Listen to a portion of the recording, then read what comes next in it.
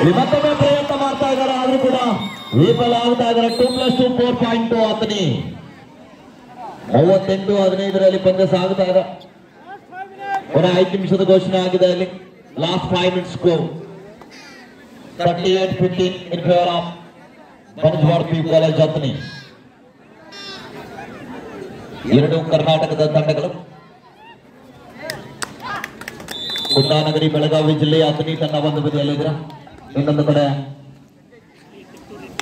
ಕಲ್ಪತರ ನಾಡು ತುಮಕೂರಿನಿಂದ ಆಗಮಿಸಿರುವಂತಹ ತಿಂಟೂರು ತನ್ನ ಒಂದು ಬದಿಯಲ್ಲಿ.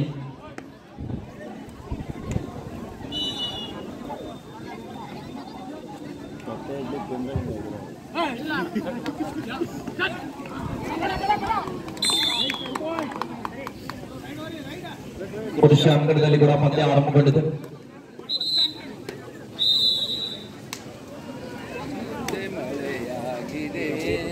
ಮೂರು 1 ಪಂದ್ಯ ಮಿಸ್ಟೇಕ್ ಆಗ್ತಾ ಇದೆ ಬೆಂಚ್ ಭಾಗದಲ್ಲಿ.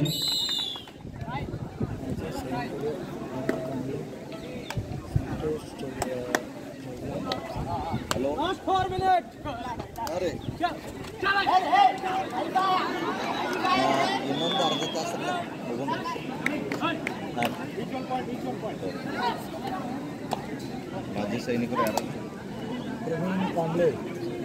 ಈ ಒಂದು ಪಂದ್ಯಾವಳಿಗೆ ಇದೀಗ ತಾನೇ ಪಂದ್ಯಾವಳಿಯನ್ನು ವೀಕ್ಷಣೆ ಮಾಡಲಿಕ್ಕೆ ಆಗಮಿಸಿರುವ ನಿವೃತ್ತ ಸೈನಿಕರಾಗಿರುವಂತಹ ಶ್ರೀಯುತ ಸಂತೋಷ್ ಕಾಂಬ್ಳೆರ್ ಅವರನ್ನ, ಪ್ರವೀಣ್ ಕಾಂಬ್ಳೆರ್ ಅವರನ್ನ, ಸಂತೋಷ್ ಚಿಂಚ್ಲೀರ್ ಅವರನ್ನ, ಸದಾಶಿವ ವಾಳ್ಕೆರ್ ಅವರನ್ನ ಈ ಒಂದು ಕಬಡ್ಡಿ ಪಂದ್ಯಾವಳಿಗೆ ಆಹ್ವಾನಿಸ್ತಾ ಇದೀವಿ.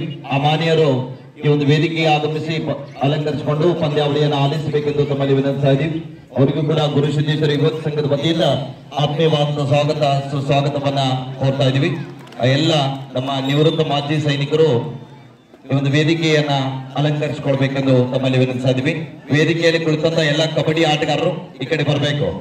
ವೇದಿಕೆಯಲ್ಲಿರುವಂತ ಕಬಡ್ಡಿ ಆಟಗಾರರು ಅಡ್ಜಸ್ಟ್ ಮಾಡ್ಕೊಂಡು ಇಬ್ಬಿಬ್ರು ಊಟಕ್ಕೆ ಹೋಗ್ಲಿ. ಅಫಿಷಿಯಲ್ಸ್ ನೋಡಿ, ಯಾರು ಊಟಕ್ಕೆ ಹೋಗೋರು ಅಲ್ಲಿ ಗುರುಸರ್ಗಳು ಹೋಗ್ಬೇಕು. ಅಫಿಷಿಯಲ್ಸ್ ಊರಾಗ ದೇವಸ್ಥಾನದಲ್ಲಿ ಮಹಾಲಕ್ಷ್ಮಿ ಗುಡಿಯಲ್ಲಿ ಹೋಗ್ಬೇಕು.